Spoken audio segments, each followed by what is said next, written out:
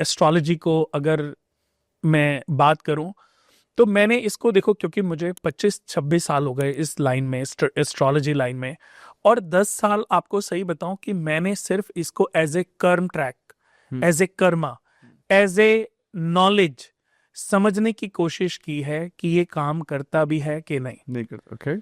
जब इसको पढ़ा समझा कि मैं अज्ञानी हूं, ये शास्त्र तो बहुत ही दुर्लभ है, बहुत ही प्यारा है। देखा जाए क्या जितने भी लोग एस्ट्रोलॉजी की बात कर रहे हैं ना, इतनी बड़ी बड़ी बातें, ये तो कुछ भी नहीं है।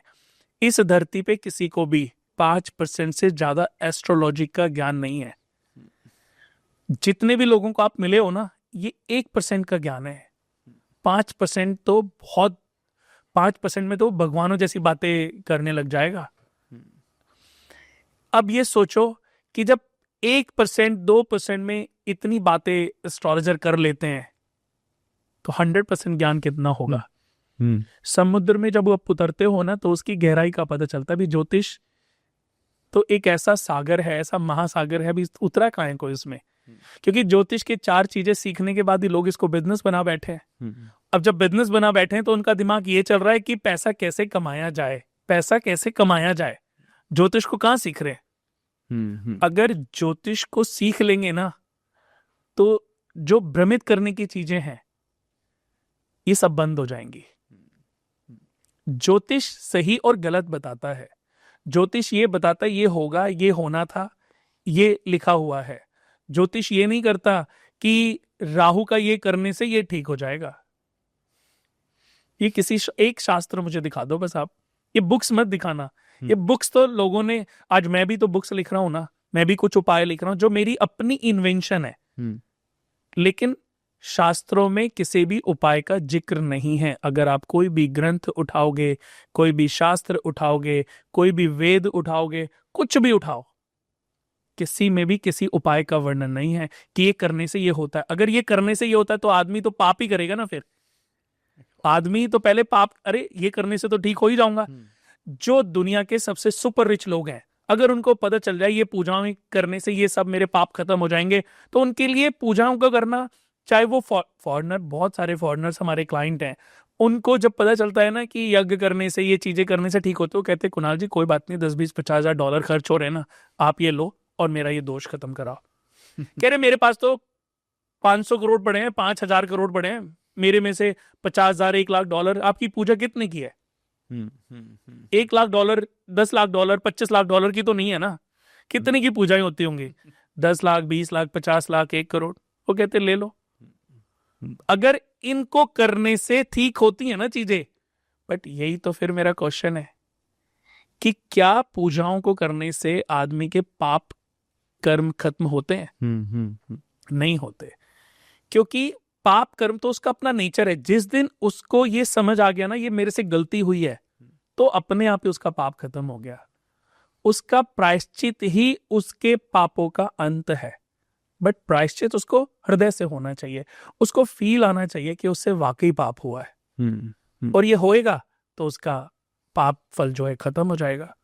तो मैं यही कहना चाहता हूं कि आज के समय पे एस्ट्रोलॉजी के माध्यम से बहुत कुछ बेचा जा रहा है। मैं चाहता हूं कि बेचो, बिजनेस करो, जी भर के बिजनेस करो, बट किसी के साथ खिलवाड़ मत करो।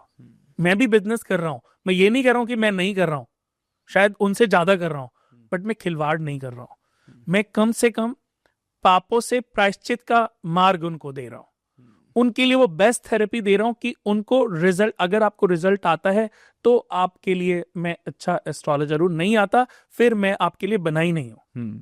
और मैं ये भी कुंडली देख करके, अमित जी, अगर मुझे लगता है ना किसी व्यक्ति की जन्म कुंडली देख के कि इस जन्म में तो ये सिर्फ अपना प्रायश्चित ही पूरा करेगा, तो मैं उसको बोलता हूँ पंडितों के चक्कर में तूने पढ़ना ही नहीं है।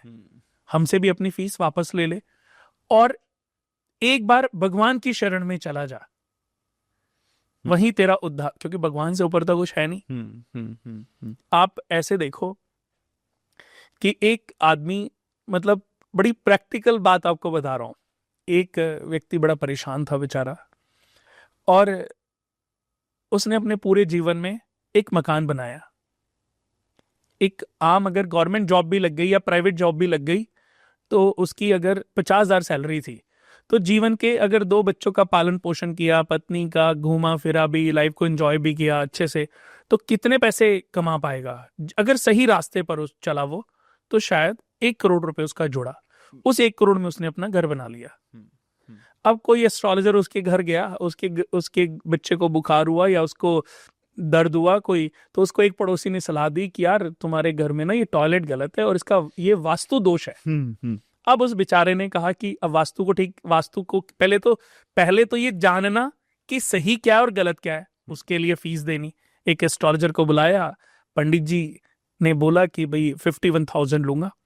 5-5, 10-10, 20-20 लाख रुपए लोग लेते हैं, लेकिन उसने चलो मैं एक सस्ता वाला पंडित ढूंढ के कि 50,000 रुपए लिए, 1 लाख रुपए लिए, और उसने कहा कि वास्तु विजिट।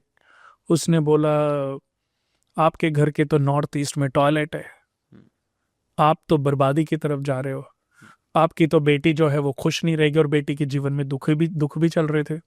अब दूसरा उसने बोला कि आपका तो बेटा भी तरक्की नहीं कर रहा होगा बेटे के जीवन में। आज के समय पे हर किसी की लाइफ में तो अवरोध ही उत्पन्न हो रहे हैं। अभी आपके पास कितने एस्ट्रोलॉजर, लेकिन अगर मैं क्वेश्चन करूं ना कि आपके जीवन में कोई परेशानी नहीं है, नहीं कुणाल भैया कुछ तो परेशानी जुड़ी है।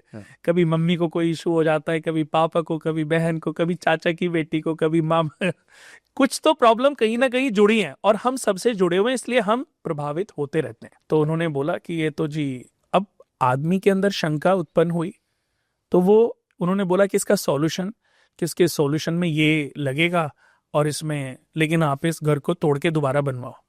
अब अगर कोई वास्तु वाला ये बोले कि ये घर तोड़ के दोबारा बनवाओ, अब उसके पास तो जो उसने वो मकान तोड़वा दिया, और उसको बनने के लिए उसके बच्चे ने और बेटी ने मना कर दिया कि हमारे पास तो पैसे ही नहीं है, बैंक से भी लोन नहीं मिला क्योंकि रिटायरमेंट हो गए थे।